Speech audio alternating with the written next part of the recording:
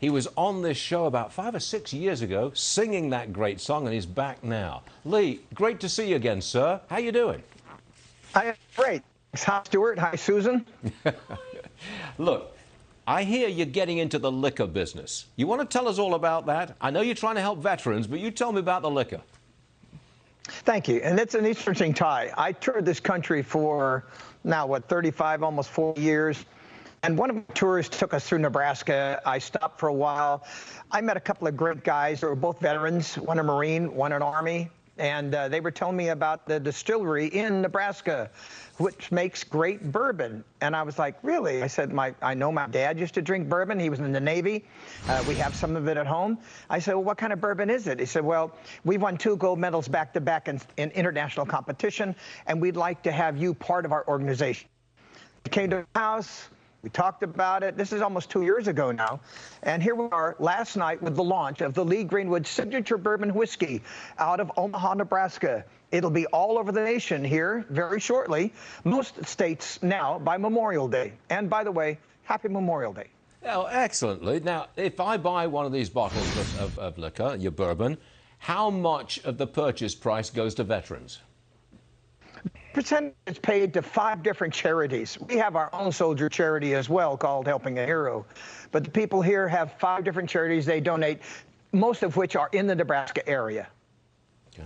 How long ago, or I should say when, did you first record that song? It was 30, maybe 40 years ago? Stuart, I wrote it in 1983. So the original recording was 1984 while I was on the MCA label in Nashville. And I was there 14 years. It was re-recorded again for Capitol Liberty, and that's when I released American Patriot, which is an album of all American songs. And of course, you know, 2001, it became prominent importance because of the significance of the terrorist attack. And it's been since recorded again one more time, and I have a new version of it coming out shortly as well. You've been in the business nearly 40 years. Can you tell us what's the difference between the music business then and the music business now? Can you put your finger on a serious change? Well, significantly, I would probably say technology has moved us along. We don't record the same way we used to.